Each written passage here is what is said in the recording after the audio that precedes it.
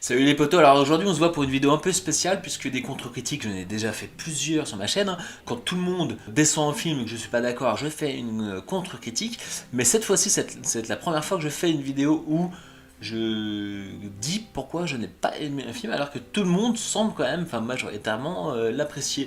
Et il s'agit de The Dark Knight Rises, sorti en 2012. Alors oui, j'ai attendu 8 ans pour la faire, mais j'avais pas de chaîne YouTube hein, il y a 8 ans. Alors en fait c'est vrai que ce film là, moi déjà je suis ultra fan hein, je pense que vous le savez, hein, de Batman Begins, Batman The Dark Knight. Hein. Vraiment j'attendais ce film comme un ouf, mais vraiment pendant 4 ans, 2008-2012, il sort au cinéma et là, c'est la douche froide.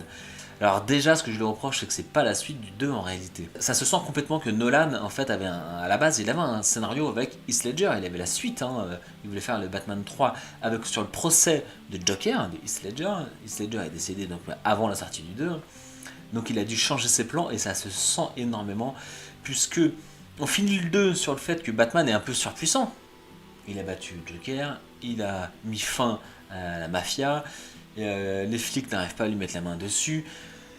Bref, franchement, à la fin du 2, on sent un Batman au top de sa puissance, de sa forme, de sa popularité. Et le 3 commence, bah non, y a pas, c'est la chute quoi en fait, c'est directement Batman, enfin même plus, il n'y a même plus de Batman, il est blessé, il est vieux, il est... Alors, moi j'ai rien contre ce type de scénario, j'adore d'ailleurs justement la version de Ben Affleck du Batman aigri et vieux, donc c'est pas du tout ça en fait qui m'a dérangé, c'est plus finalement le rythme que ça va installer dans le film. Le rythme du film, franchement, Batman du début, il est blessé, il est vieux, ok, il se répare d'ailleurs un peu, bon il met un truc à la jambe, bon, ok pourquoi pas c'est un film. Et puis finalement il tombe face à cette masse énorme de muscles, ce guerrier Bane, et qui, même parmi ceux qui n'ont pas lu le comics, ont pensé une seule seconde que Batman allait battre Bane? Personne.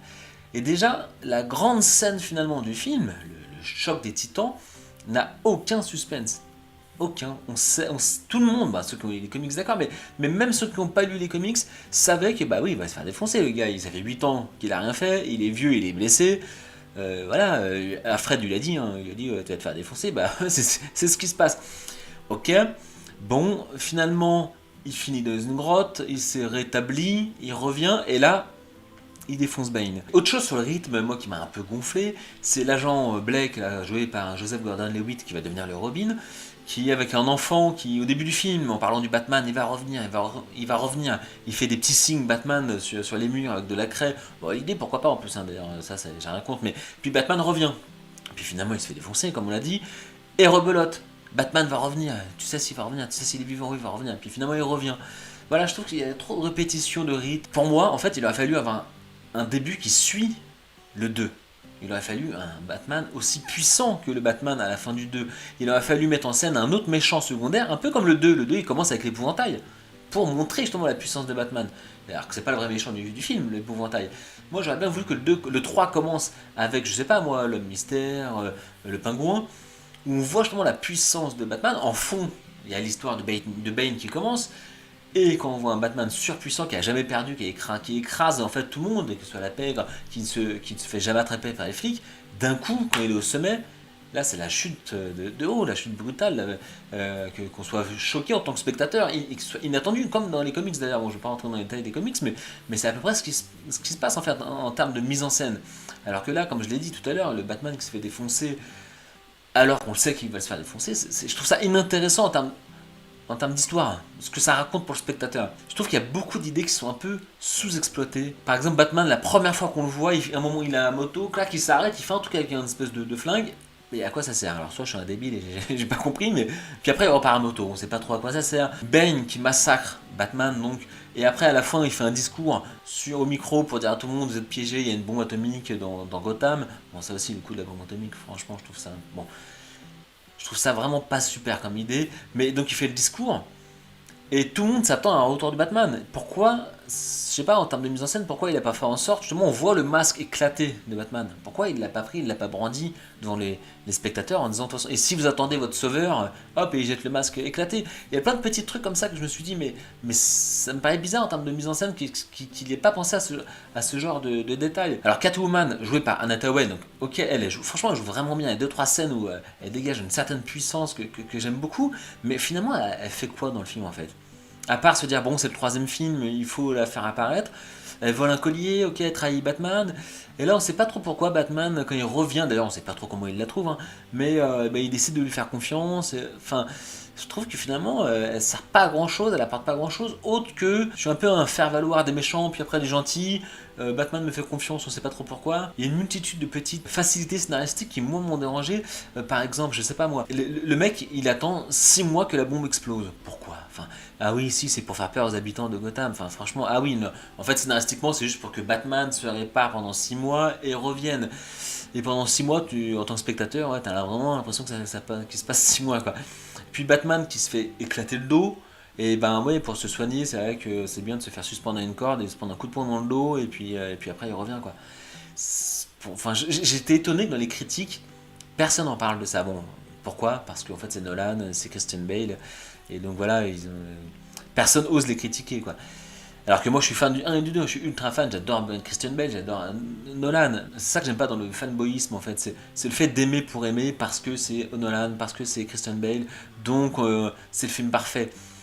Ah ouais, donc cette scène où il se fait suspendre à une corde alors qu'il a le dos brisé, hein, et que pour l'appareil on lui met un coup de poing dans le dos, et puis finalement après il fait trois pompes et il saute un précipice, bon bah ça y est, il est réparé, il revient, quoi. Enfin, moi il y a un truc qui m'a dérangé, il manquait un truc. En fait en termes de métaphore c'est intéressant, mais là il manque quand même quelque chose pour montrer que déjà il s'est rétabli réellement, ok, du dos brisé, et qui revient plus fort, quoi. Par exemple quand il revient et qu'il dessine avec de l'essence son logo sur un mur, le gars, il y a une ville qui est au bord de l'explosion, le gars il prend du temps d'aller chercher un bidon d'essence, d'aller faire le trait d'essence au moins sur 1 km, hein, parce que le bâtiment on le voit, on est quand même super loin, de monter, de faire le dessin. Putain, le mec c'est un artiste d'un coup, et il fait le mec il fait des tags et tout, enfin personne s'est étonné, j'étais étonné que personne s'étonne justement, que c'est bizarre comme idée de mise en scène, quoi. Et puis donc il regrette la mort de Rachel Dawes, hein, pendant 2 films, sur toute sa vie, c'est la seule femme qu'il a entendue, elle meurt dans le 2, et puis dans le 3, donc on comprend que pendant 8 ans ils sont enfermés, puis là il se met avec Miranda Tate, bon ok, puis finalement c'est une méchante, bon bah il se met avec Selena Kyle. Ah bon, d'accord, bon, bah, très bien, pourquoi pas, quoi. Et la pire des incohérences, c'est quand même les flics qui restent 6 mois enfermés sous terre, manger, je sais pas trop quoi. Et quand ils sortent, ils partent directement au combat, ils sont tout propres, ils sont en forme. Nous, on a été confinés pendant 2 mois, quand on a retrouvé le soleil, on a l'impression qu'on était au bout de notre vie. Et là, c'est des flics qui étaient 6 mois sous terre, quoi. Et quand ils sortent, ils sont en pleine forme. Ils vont se bastonner contre des truands armés de fusils d'assaut, quoi. Et ce qui pour moi aussi ajoute à la longueur du film, c'est le temps de présence de Batman à l'écran. On le voit 7 minutes sur 2h45. Alors oui, c'est pas une question que je veux faire mon enfant ou que je veux voir que Batman pendant 2 heures. C'est pas ça, parce que d'ailleurs dans le 1, dans Batman Begins, on voit pas beaucoup Batman. Mais oui, c'est normal, c'est le 1. C'est la création du personnage, on installe l'histoire, le personnage, son enfance, comment il est devenu personnage, donc on le voit pas beaucoup, c'est pas grave, ça fait partie de la création. Mais là c'est le 3, quoi, c'est le dernier, il dure 2h45 en plus, il est très long, c'est le plus long de tous, et on le voit 7 minutes en tout, quoi. Et la première apparition arrive au bout de 45 minutes. Donc ça, je trouve que ça ajoute quelque chose au film long. On attend, c'est le dernier, c'est le moment explosif, on veut du Batman, on veut voir ce qu'il a à montrer pour comme le dernier coup d'éclat, et puis finalement ça vient tardivement, ça vient pas parce que de toute façon il est blessé et il se fait défausser tout de suite. Voilà, puis en plus on voit Batman de jour, ça casse un peu le mythe justement de la bête de l'ombre qui a été construit dans Batman Begins, dans Batman The Dark Knight. Là on le voit quasiment que de jour.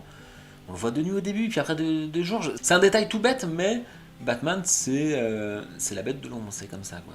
C'est l'ombre qu'on voit pas la nuit, qui t'attaque sans que tu aies eu le temps de le voir arriver, quoi. D'ailleurs, en parlant de jour-nuit, bon, le gros faux raccord, hein, quand Batman rentre à moto dans un tunnel, il fait jour, il sort, il fait nuit. Le tunnel, il a dû faire à peu près 722 km, hein, je pense, à peu près. Alors bon, je suis peut-être jamais comme tout le monde, mais moi, bizarrement, la mort de Talia al Ghul, hein, de Marion Cotillard, ça m'a... Oui, elle est pas bien jouée, hein, ça c'est... rien à dire, mais pour moi c'est pas la faute de Marion Cotillard, pour moi c'est la faute du réalisateur. C'est le réalisateur qui dit action, ouais, c'est bon, coupé, on l'a dans la boîte, C'est une actrice, un acteur fait pas du one shot 100% bon tout le temps, etc. Il réessaye, il essaye d'autres versions, etc. Et là, Nolan, c'est lui quand même qui a dit ok, c'est bon. C'est lui qui au montage a dit c'est bon, on la prend, elle est bonne. Ok. Moi je pense que s'il avait tourné 12 scènes de plus, dans le tas, il a eu la bonne scène. Vous allez croire que je suis jamais d'accord avec tout le monde, non, justement, quand je suis pas d'accord, je le fais savoir comme dans ce genre de vidéo. À la base, donc, comme je l'ai dit, on sait que le scénario du 3 a été construit sur le personnage de Joker de Heath Ledger, qu'il est mort, et qu'il a fallu faire un 3. Tout le monde s'attendait à une trilogie, lui aussi partait sur une trilogie à la base, il fallait faire un 3. Et ça se sent, franchement, que c'est un peu poussif, quoi. C'est un peu, il faut le faire, quoi. Allez, il faut rajouter quelques lignes au roman, quoi. J'ai l'impression qu'il est fait sans passion. Il est fait parce que c'est ce qu'il fallait faire, c'est ce qu'il devait faire, c'est ce qu'il savait faire. Bon, je sais faire un film sur Batman, donc allez, il faut le faire.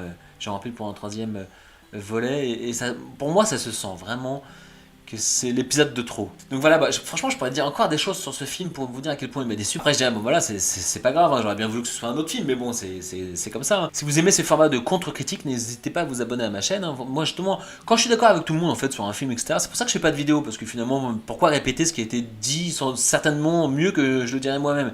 Mais justement, j'aime bien ce format de contre-critique, quand je vois que tout le monde défonce un film, au contraire, encense un film et que je suis pas d'accord, bah, je le fais savoir. Et je fais ce petit format, donc si vous aimez, n'hésitez pas à mettre un petit pouce en l'air, à vous abonner à ma chaîne. Allez, on se retrouve bientôt. Bonne soirée.